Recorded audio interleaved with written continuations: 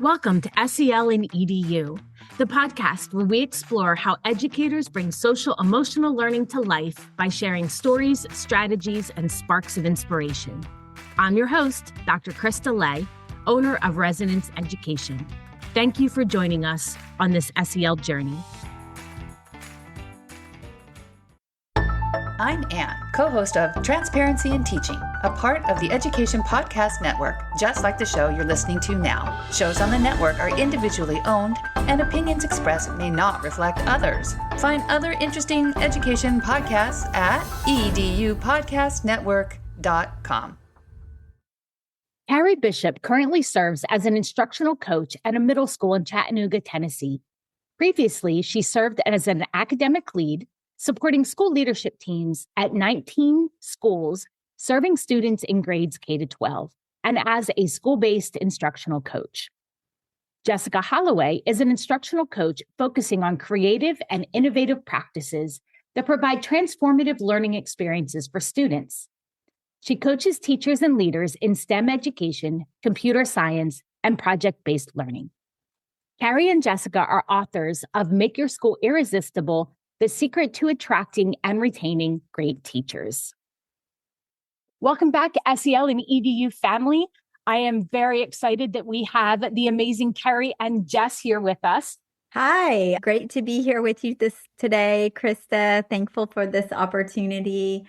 Hello, everybody. I'm Jessica, the co-author with Carrie, and everything she said and more. I'd like to start off by asking you both, what motivated you personally to write this book? This book really started for me as a coach and a mentor. I've seen so many incredibly talented teachers lose heart, and not just because of the workload, but because they didn't really feel seen and valued and supported. Jessica and I were both tired of hearing about retention strategies and jeans days and pizza parties, when what teachers really want is a sense of belonging and purpose and a partnership. We wanted to write a book for school leaders that was practical and that provides ways that they could build cultures where teachers don't want to leave, not with one-time fixes or Band-Aids, but with long-term people-first systems that invite people to join in the amazing work that's happening in our schools, and that encourages leaders to invest in the people that are under their care, and that inspires educators to pass that forward, because there's a handoff eventually, and we're handing off to the next generation, and we want to keep that momentum going, and we want to develop ways that we can keep this long-term. We had lots of conversations about this. We've had the privilege to work together. And so we've had some shared experiences, and then we've had some experiences beyond our time together. And there was a moment where I felt like being in a coaching role, and Carrie with being in several teacher leadership roles before she was in a coaching role, you were privy to insights that sometimes are never shared with the people who need to know. It felt like I had this secret knowledge of things that were happening that I needed to share. Carrie and I talked about a lot of that. We would ask them, have you shared this? Have you talked to this person? A lot of times they didn't feel comfortable. They didn't know how to say it. They would just leave in silence and not really give the leader an opportunity to change for whatever reason. No blame on either side, but that was just how it would happen. Over my 20 years in education, I've seen the applicant pool go from 100 applicants per position to one applicant or none for a position. We really have to rethink about how we approach staffing and inviting people in. It's an invitation. They have choice. It's a competitive market now, and the power is in the potential candidates for your school. How do you make your school a place where people want to be? That way you're having lots of applicants. You're finding the right people who want to be at your school and stay at your school. You bring up an excellent point in that when I first interviewed for my job 27 years ago, as a social studies teacher, that's what I worried about is, there's so many social studies teachers. but I didn't worry about the fact that there might be a lack of teachers just wanting to apply for positions. And now it is a two-way street where you need to make yourself as an organization look, feel, and be desirable. And Carrie, you said something too that really resonated with me, that the staff are under the care of the leader. Often think about students being under the care of the educator. Can you talk more about what that means, especially now that you're in that leadership position?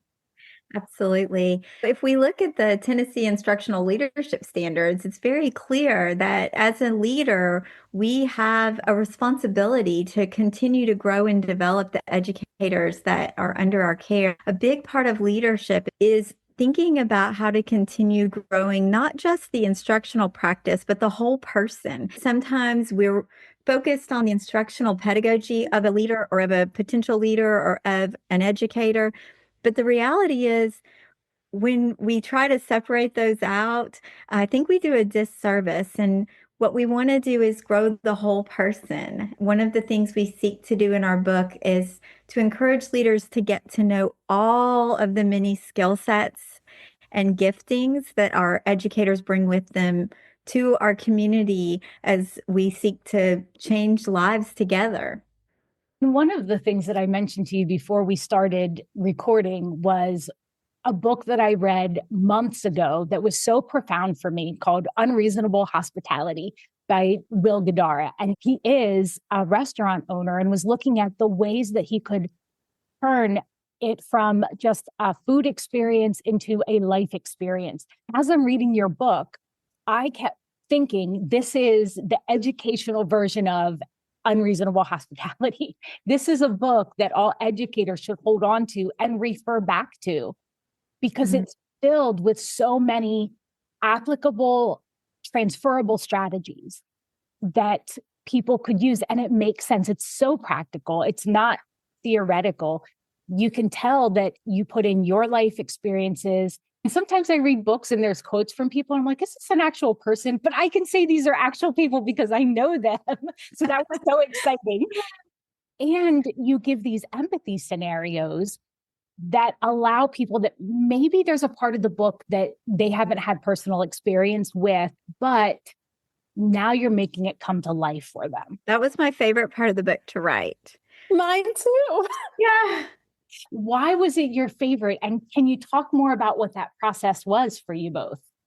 We wanted to share real examples. They've happened, but sometimes the further we get away from the classroom or further we get away from being a teacher or having these experiences, we forget what it's like. And that's just a human thing. We're so caught up in our blinders of this is what's going on in my world. We often overlook and forget what's happening on the other side.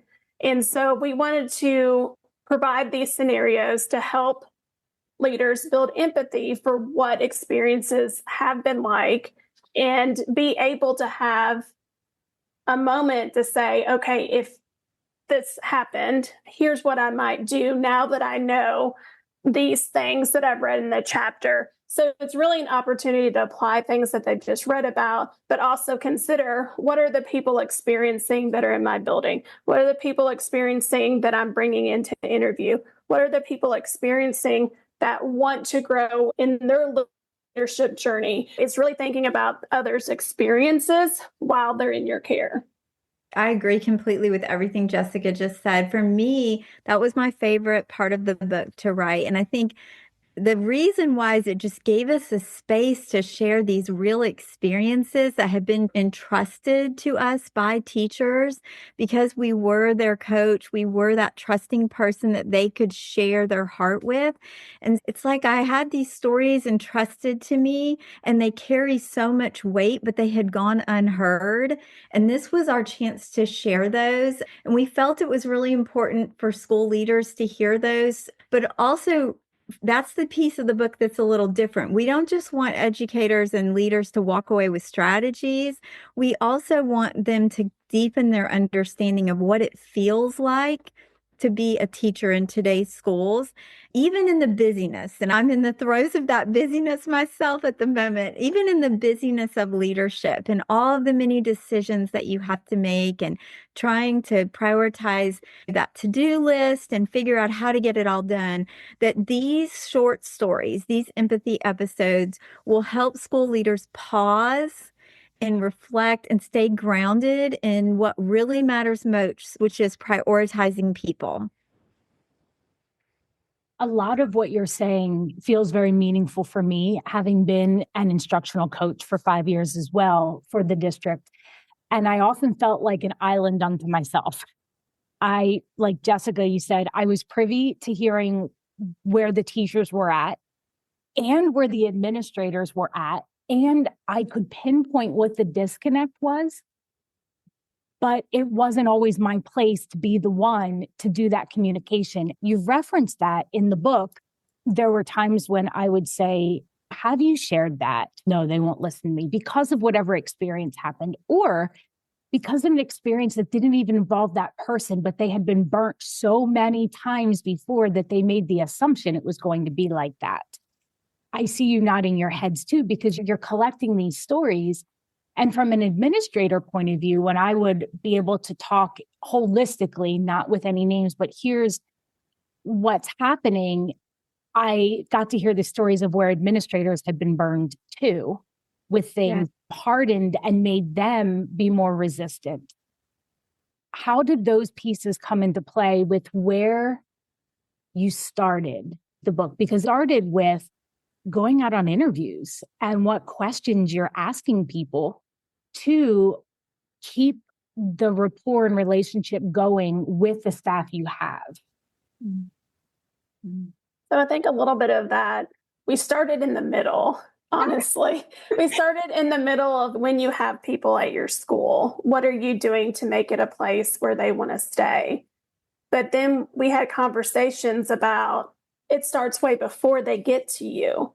So if you're only thinking about investing in people, then that's a short game you're working on. How can you really think about the life cycle of a teacher or staff member when they come to your school? It starts by recruitment. And we talk about recruitment in informal and formal recruitment, because honestly, word of mouth and reputation is informal recruitment. When you have a conversation with someone who comes to an event at your school, that's informal recruitment, because you don't know, you might have a future teacher sitting with their family that may be coming to work there one day. You just don't realize the what ifs and the possibilities that are happening all the time. It's the recruitment to the interview experience, because the interview experience will sometimes make or break whether someone says yes or no to your school. If they have a really bad interview experience, they're thinking, this is not the experience I want to have every day coming to work here.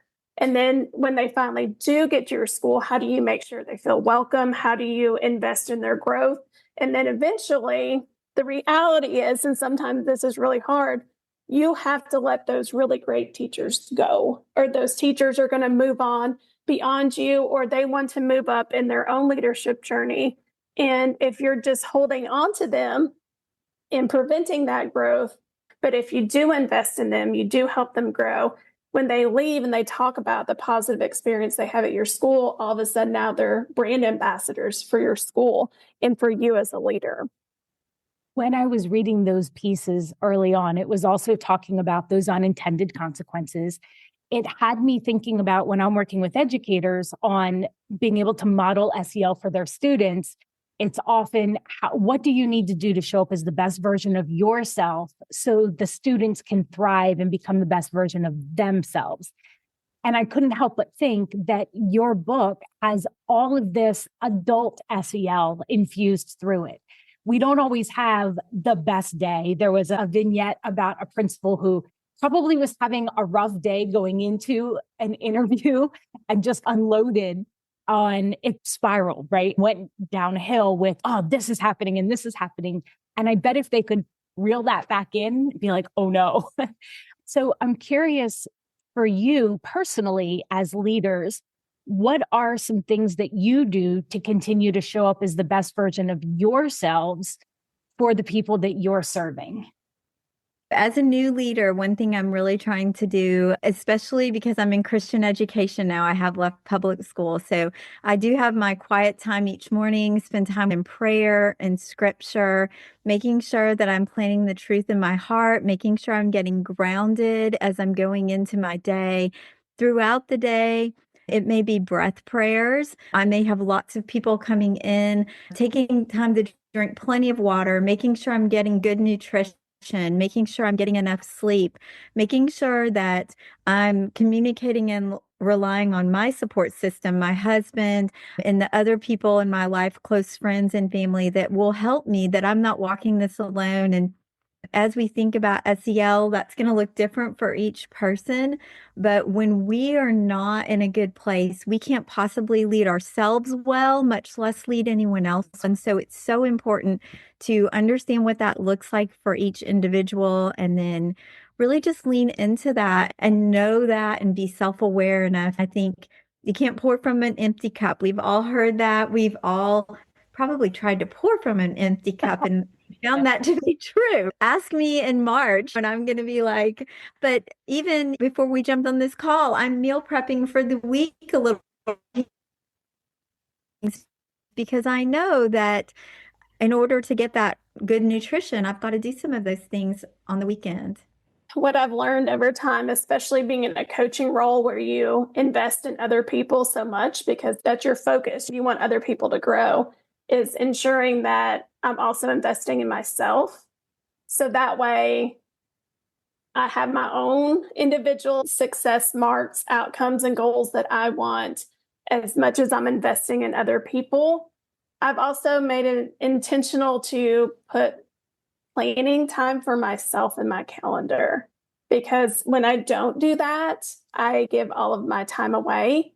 So I do gift myself personal planning time to get things done that I need to get done, because I will say yes to everybody's requests. I know myself well enough to protect my time in my calendar, but I've also protected time in my calendar to connect with my support system. And whether that's 15 minutes where I'm just eating lunch and I'm looking at somebody else that's my friend and they can just make funny faces at me and make me smile and laugh, just not being alone for a little while. Or if it's just a check-in call, but making sure to schedule those out. I know that sounds very rigid, but the reality is if you don't schedule time to check in with friends and in your support system, it won't happen. So we make time for what we feel is important. It's important to put it on the calendar. But I also think there's a part in a chapter where we talk about the mask we wear. And I think we have to stop wearing the mask as the leader and allow ourselves to be human and say, I don't have it together today. It's okay.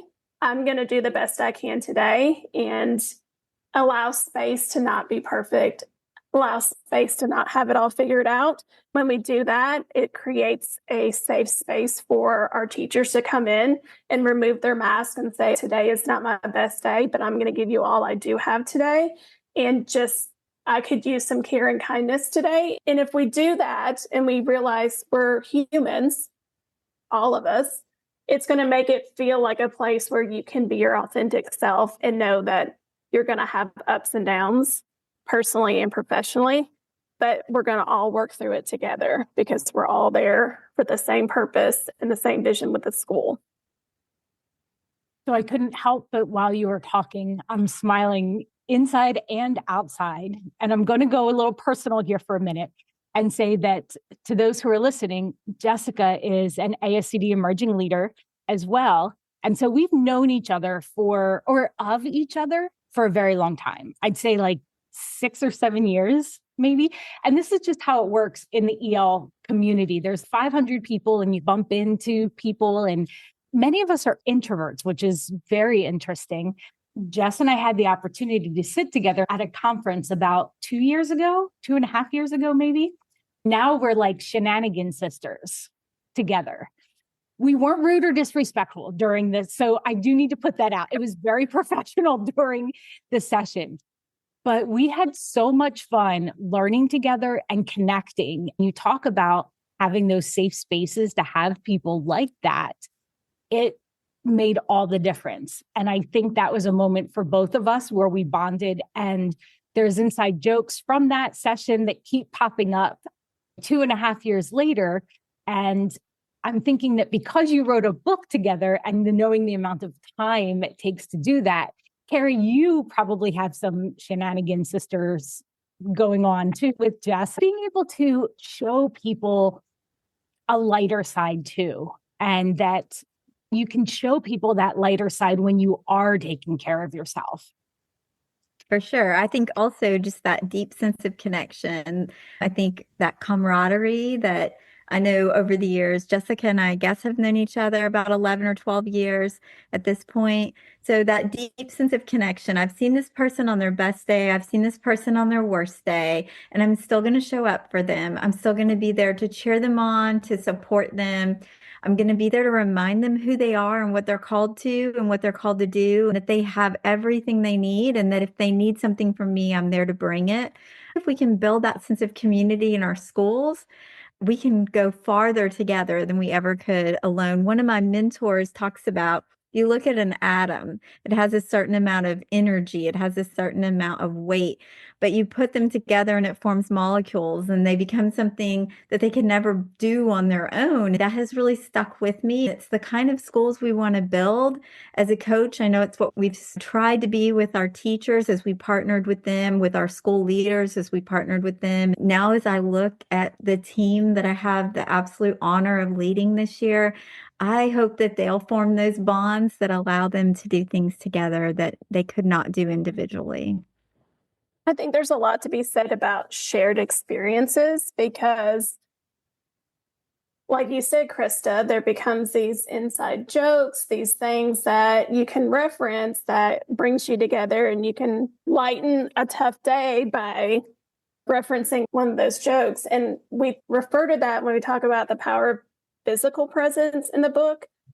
You can't have shared experience or develop those kind of inside jokes if you're never around the people in which you work. And it doesn't take very long. Sometimes it happens very quickly in the hallway or at the beginning of a meeting. I'll never forget saying the word squircle because they never let me forget squircle because I was thinking square and circle at the same time. I meant circle. But now every meeting, they're like, are we getting in a squircle today? And I'm like, yes, squircle forever. It was just one of those things that it only took a moment. But if you're not there and you don't laugh at being human and, engage with it, then you miss the opportunity to build those trusting relationships. So it is really important to be present. And sometimes it's just, I'm going to eat my food in here in this lunchroom today and just listen into what's going on, and something silly happens, we can laugh about it. Or I'm just going to be out here among everybody as we dismiss kids. And just being present, you give the opportunity to have those shared experiences that really can help build a sense of community.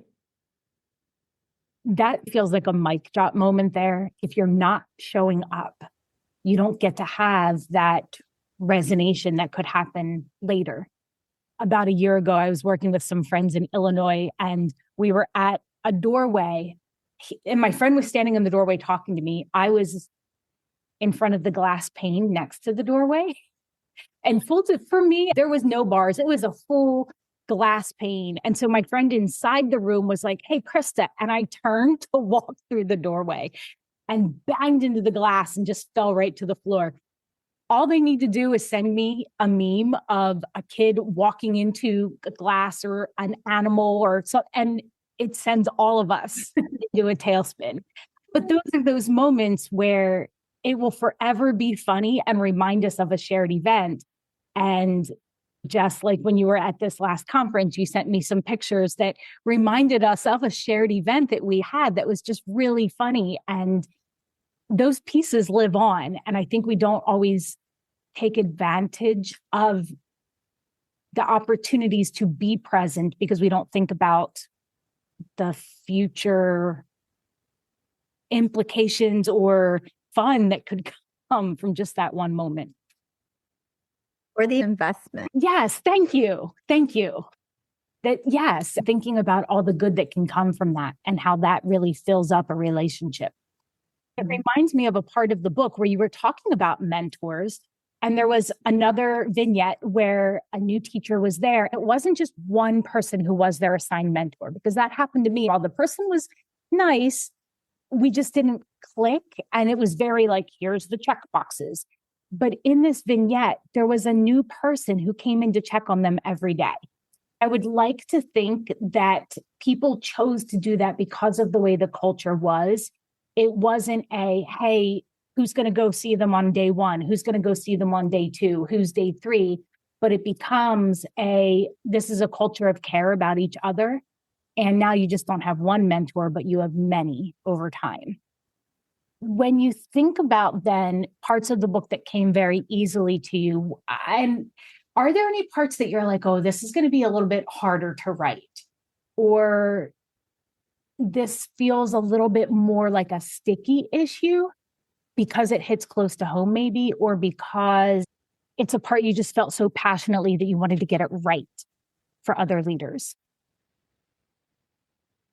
I think one part that I went and spiraled in for a while was, we have a part called extinguishing the bonfire of negativity.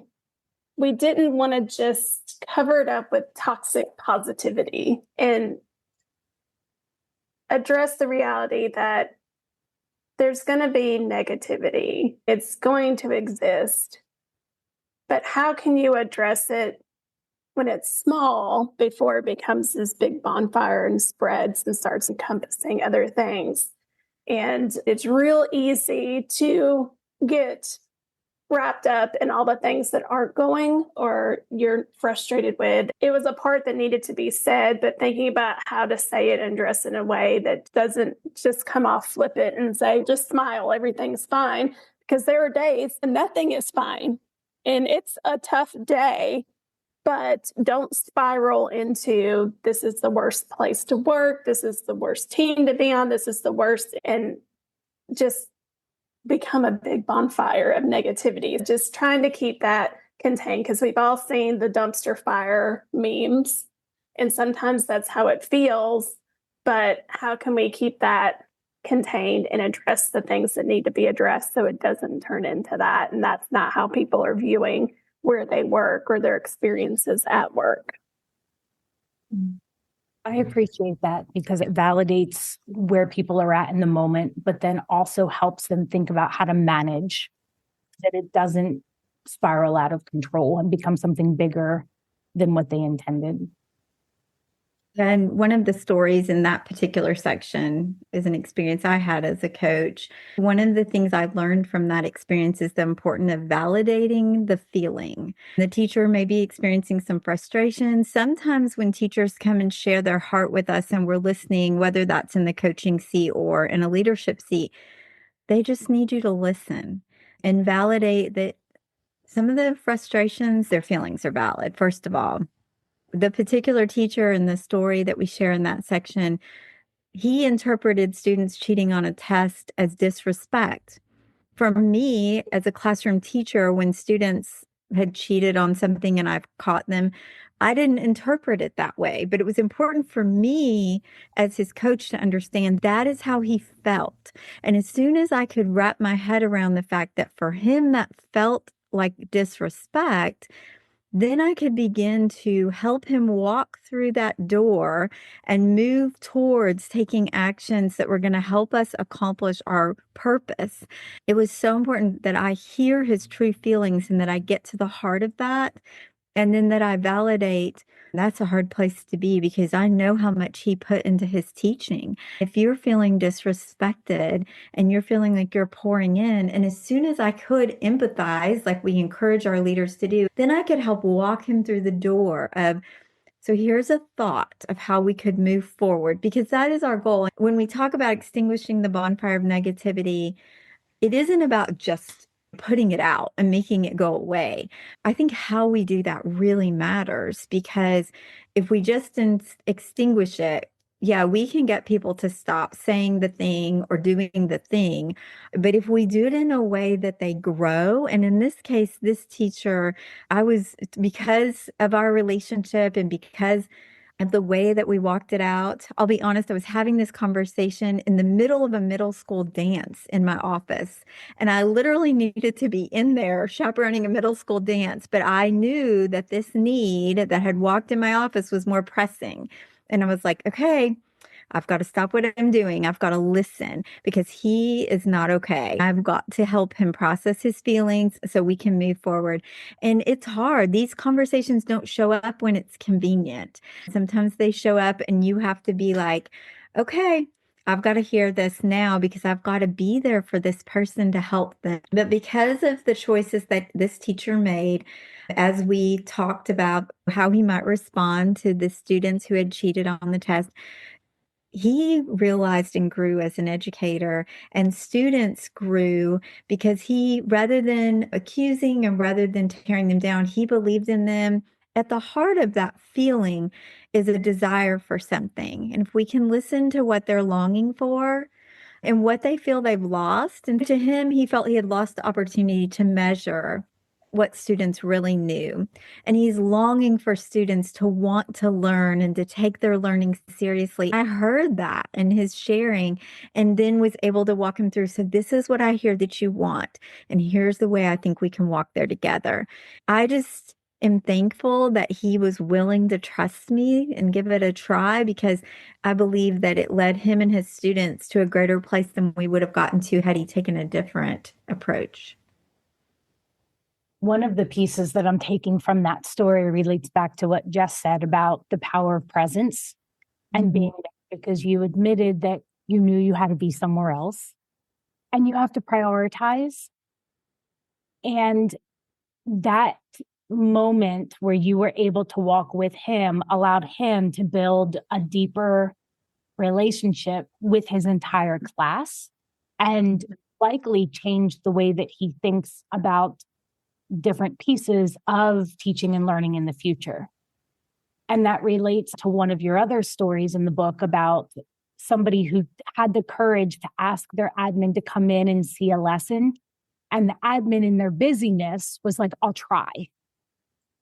And yeah, and I understand that busyness, but then the empathy with understanding the courage it takes for somebody to do that and how important it must have been to extend that invitation to really try to think about how can I make this work to show up for that person and to be present for them.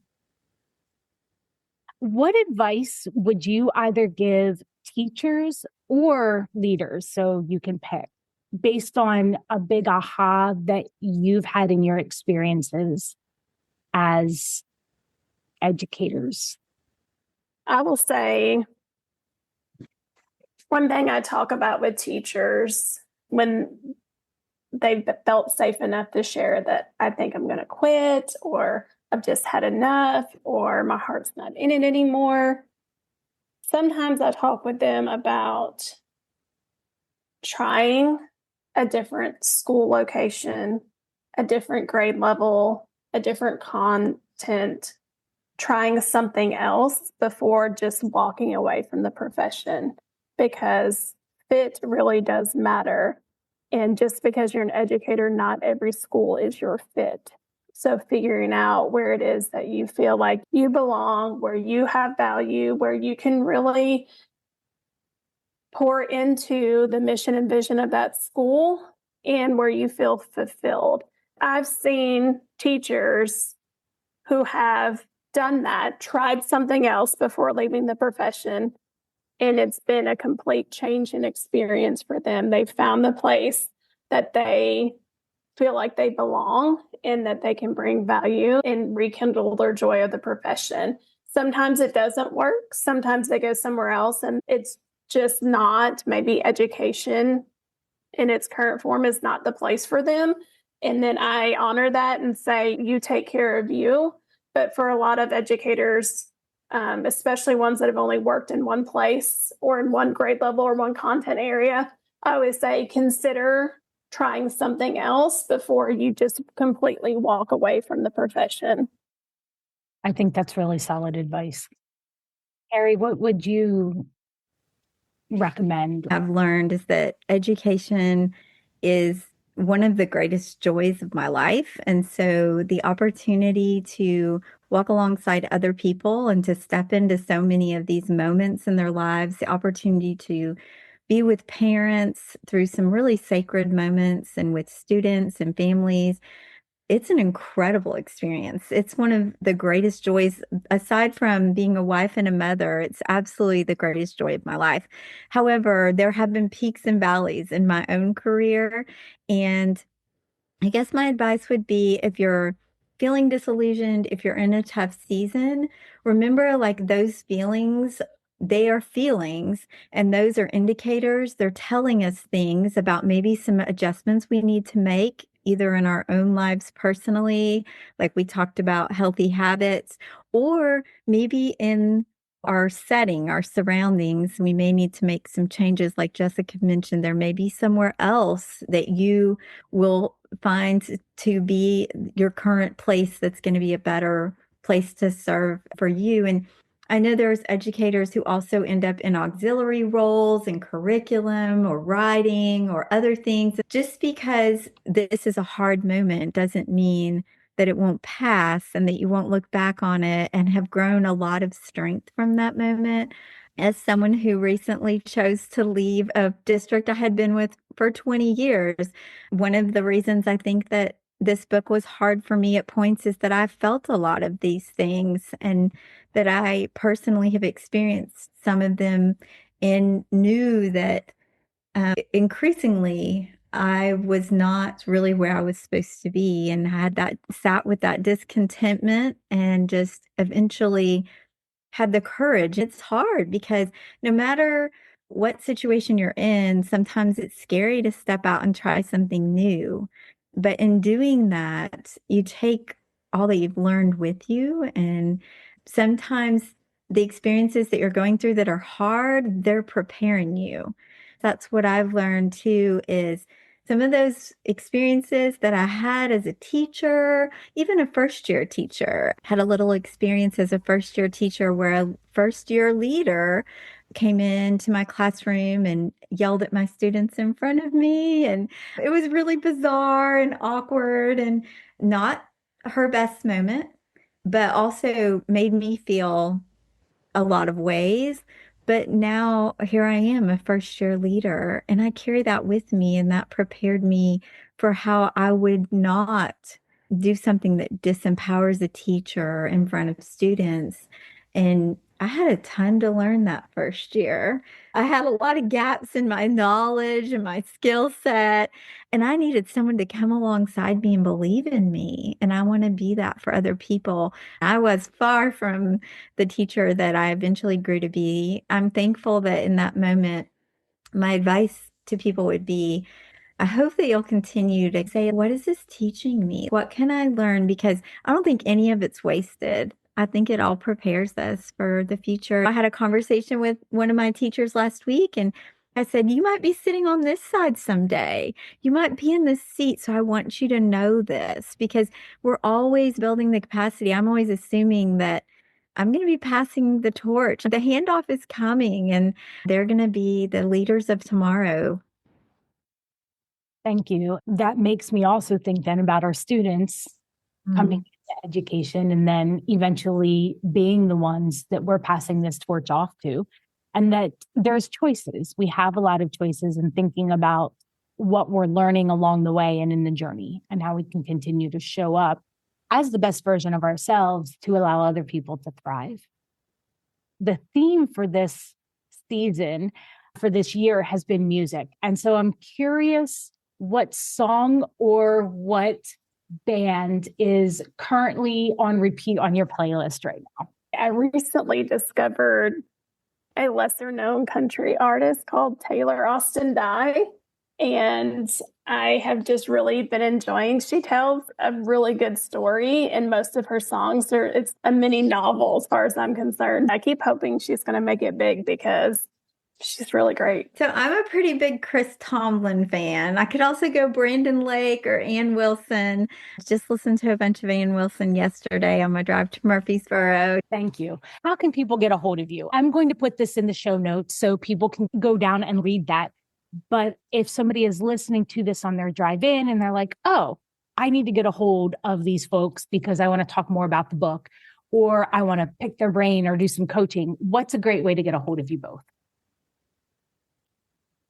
I have the same social media handle across most platforms. It's at Holloway Reader because, little known secret, I am a very avid reader. I like to do a lot of reading. Fairly easy to connect there. I'm also on LinkedIn, so we can connect there as well. Thank you. My email at work is cbishop@pointacademy.org.